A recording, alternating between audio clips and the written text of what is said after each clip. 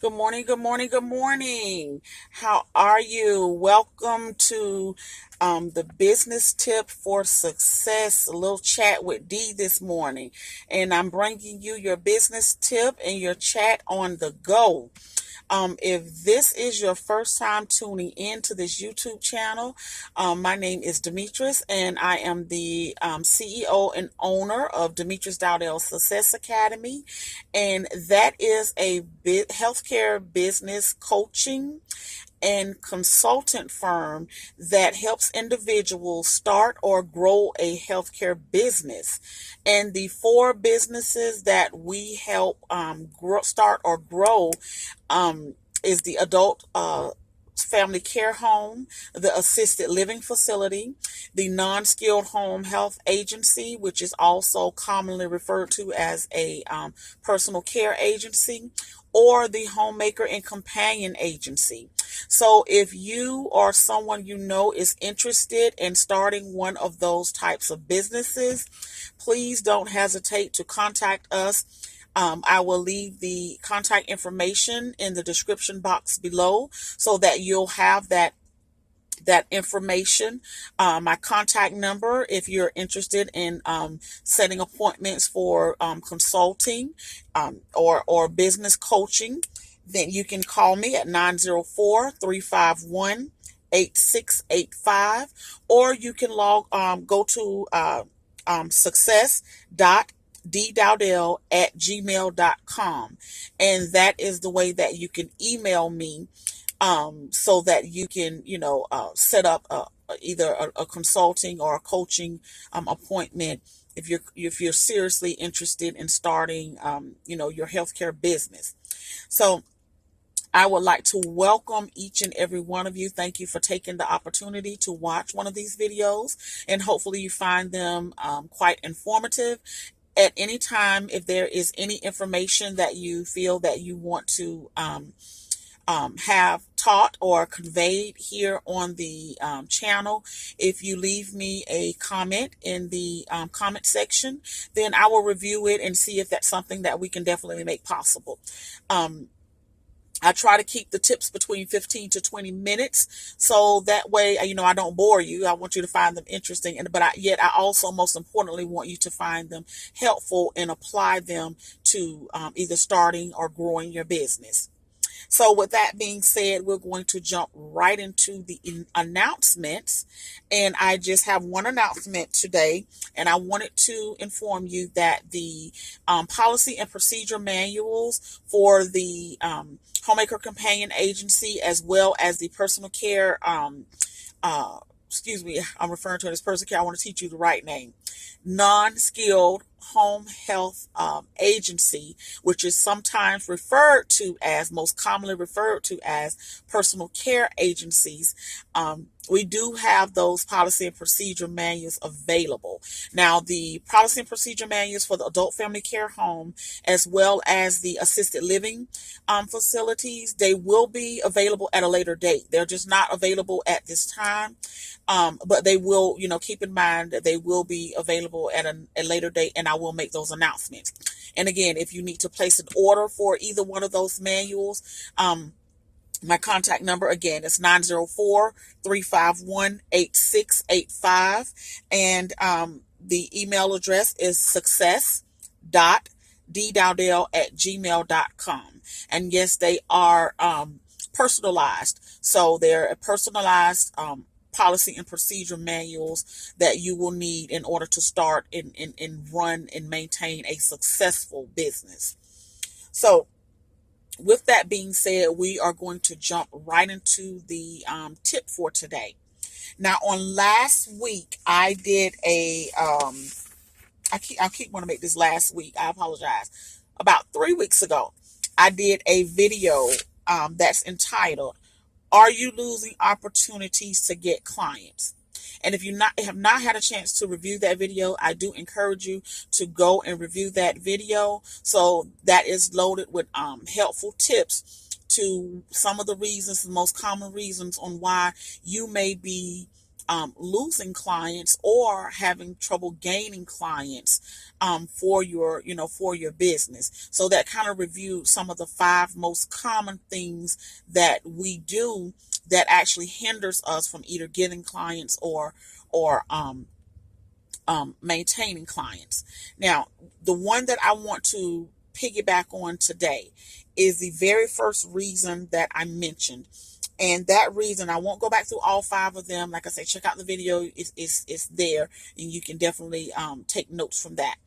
But the one that I want to piggyback on is the very first tip, that is very first common reason that you lose clients or have trouble gaining them is because you do not believe in your business and take your business serious. This is more common than you think. It is more common than you think. And that's why I'm doing this segment today with the title, Do You Believe in Your Vision for Your Business, Even at Times the Direction Changes? Now, the one thing that I want to talk about is vision. Let's talk about a little bit about what is vision. But before I do that, don't forget to go to our Facebook page at Demetrius Dowdell Success Academy and like and share, because there's tons of information. So just like you, if there's someone out there that maybe need help or go in the direction on which way to go with starting or opening one of those businesses, we definitely have resources there that can help them. For the YouTube channel, I would ask that you please like, subscribe, and share the information with others, because just like you, there may be other individuals that are also looking for the opportunity or need a little bit of help in order to get their business going in the right direction. So back to understanding what vision is. And vision, for the most part, is defined as the mental picture that only you can see. And that's very important, because a lot of times when we think of vision, we think that it's a long, drawn-out plan. We think that it's 100 other things other than what it is. And it's simple. Vision is very simple. Vision is the mental picture of what you want to manifest here in the physical realm to make it a reality. So it starts with a mental picture, and somehow you have to get that mental picture from up here that only you can see to now bringing it into a business or a service that you now have to provide in the public eye, which now makes it a reality. So now at that point, another individual is now able to see your vision. But before they can see the manifestation of your vision, you will always have basically the blueprint, as I should say, of to what the vision is. You will always have it, because as you grow, as you begin to make this vision become more visible to other individuals, that doesn't mean that they understand your mental picture. That doesn't mean they understand your mental picture. They only understand as you release it. So you may have tons of things that goes with this vision, but people are only going to see it as you release it. Okay. So, and that's a whole nother video, but I want you to understand that the vision is that mental picture, and that mental picture is only for you. It is designed, and it is there only for you.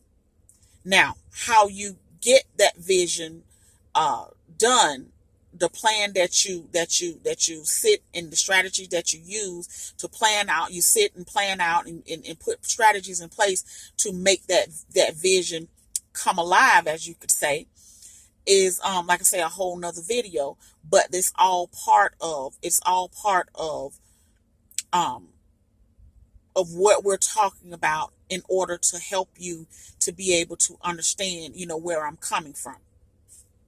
Now, the size of your vision is uniquely to you, the individual that sees it, the dreamer, the person that wants to go and pursue this something or this service that it is that you have in mind.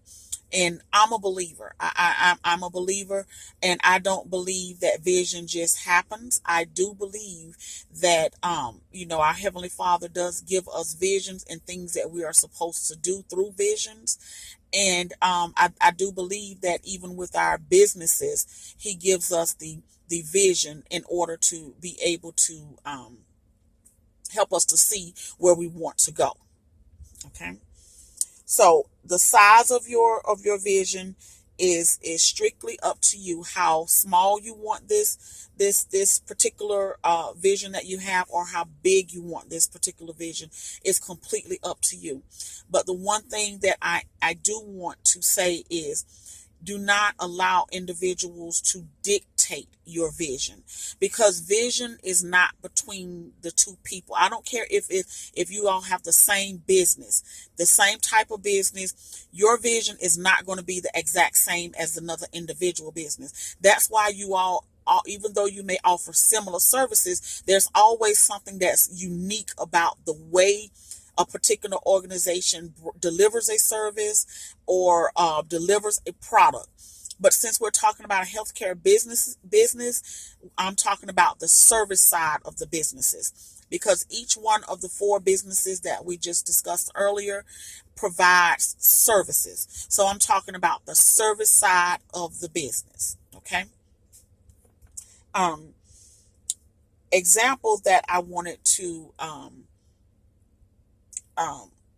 share with you is one where an individual had a vision, but sometimes when we get at the vision and we sit down and map out the plan, we expect the plan to go, A, B, and C, how we have it mapped out. But sometimes that's not always the case, because sometimes as we are making this vision visible, as we're bringing this vision more and more to life, we follow or have a certain format that we have, and we think that this particular plan is supposed to work, and there's never supposed to be any changes.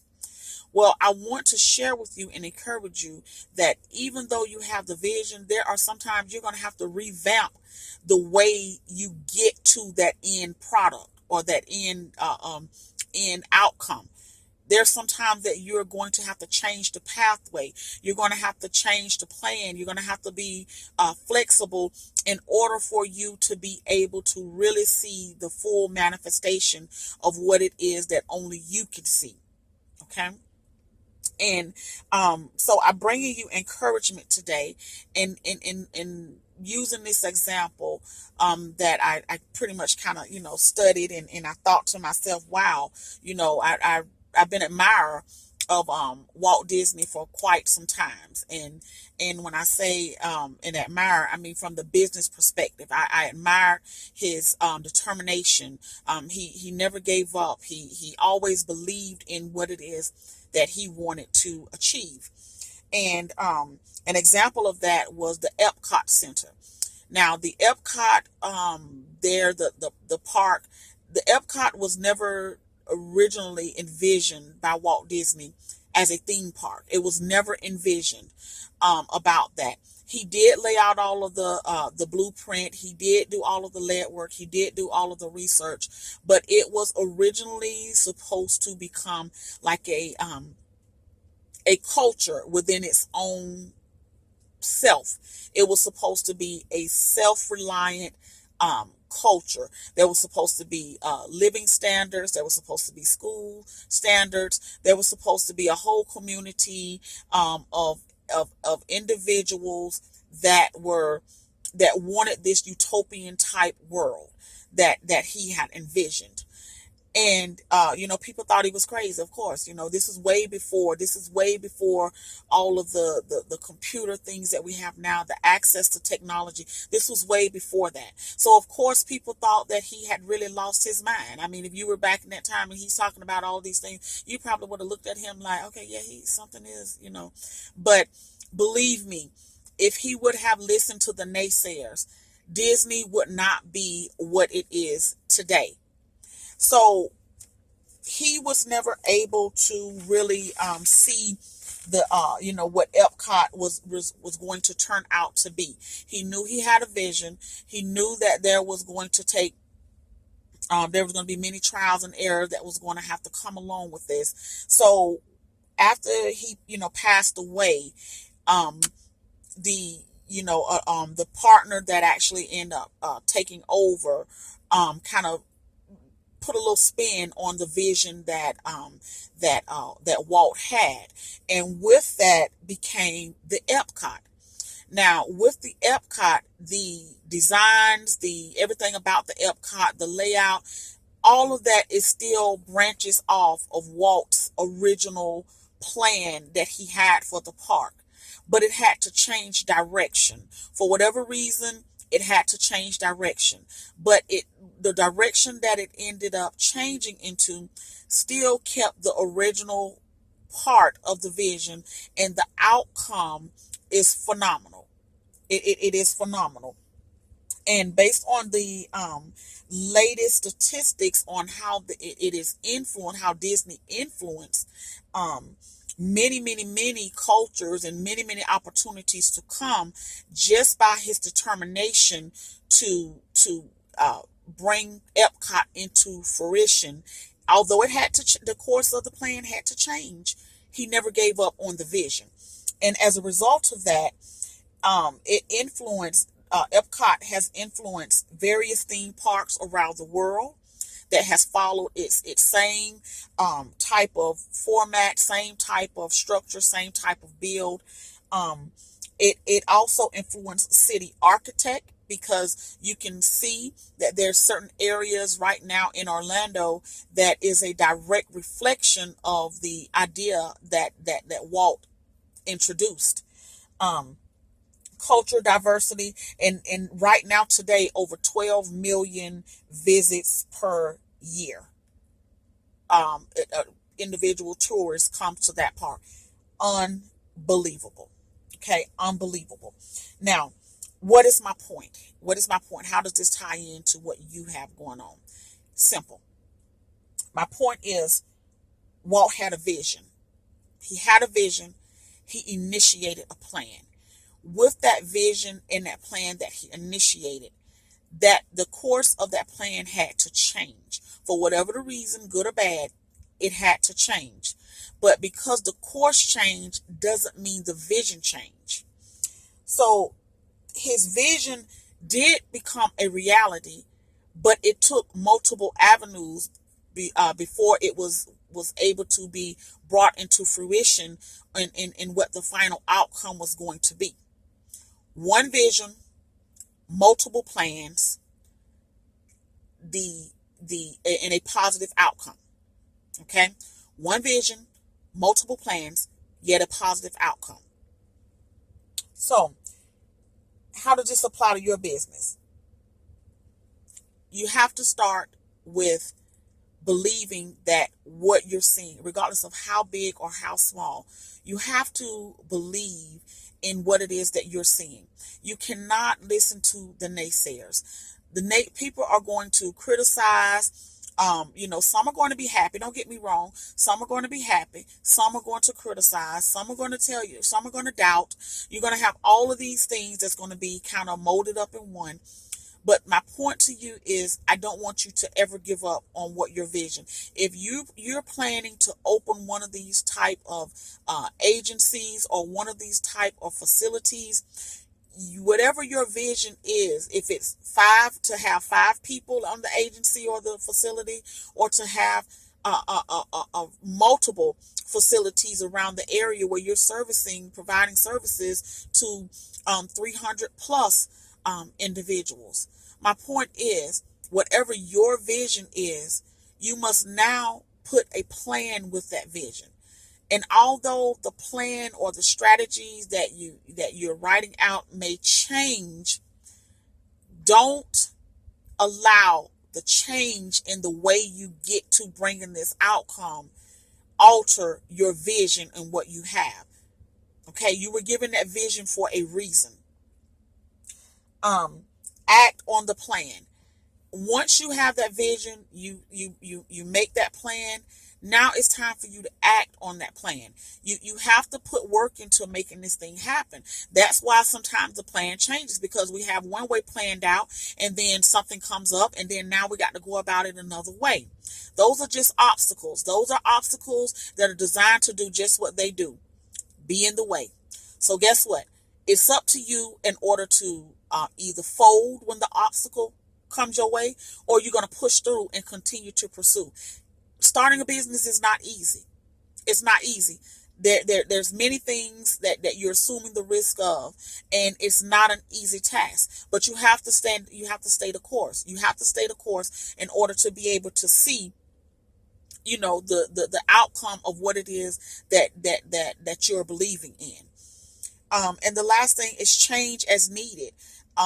With the flow of the business. And this is the same thing what Walt did. Walt had to change. And although he was not able to see it, his partner was able to pick up the vision where Walt left off, and was able to take that vision, which was a drastic change because Walt passed away. So this was a drastic change. But with that change, now the vision that the partner had somehow lined up with the vision that Walt had. So we're taking both of the visions combined and now mapping out the plan and putting into action, we are now able to see a theme park that attracts over 12 million people per year. Over 12 million people per year. So would you not say that outcome is positive? I would think so. That's 12 million people per year visiting a Disney theme park. So what I want you to understand is I want you to value your business from the day that you begin to have the vision, write the plan, put it in action, and watch it grow into fruition. I don't want you to be discouraged. Although some days you're going to wonder, is this really, did I really want to start one of these types of businesses? Yes, the answer is yes, you did.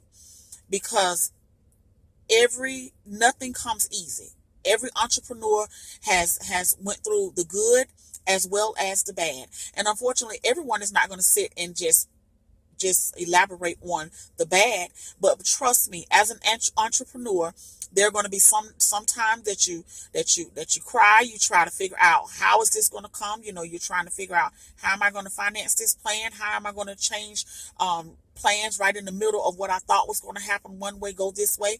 There's so many obstacles that can come our way. But like I said, obstacles do what they do, but it's up to you in order to how you're going to take those obstacles head on. You're either going to fold or you're going to push through, persevere and push through. So I'll leave that up to you on which one that you want to do, but obstacles are going to come. So the excuses, I get it. They're going to come. They're designed to do exactly what they need to do. Now the question is, what are you going to do? What are you going to do? And how much do you believe in your business in order to be able to grow a successful business? Because just like Walt Disney's dream became a reality, yours can too. And yours can grow as little as you want it to be or as large as you want it to be.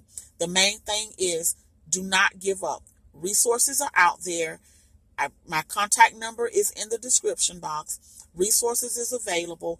Take advantage of the resources and do what you need to do in order to become a successful healthcare business owner. Thank you very much for listening to me today, and I hope you find the tip helpful. Don't forget to comment, like, and share, and have a wonderful, wonderful Tuesday. Thank you.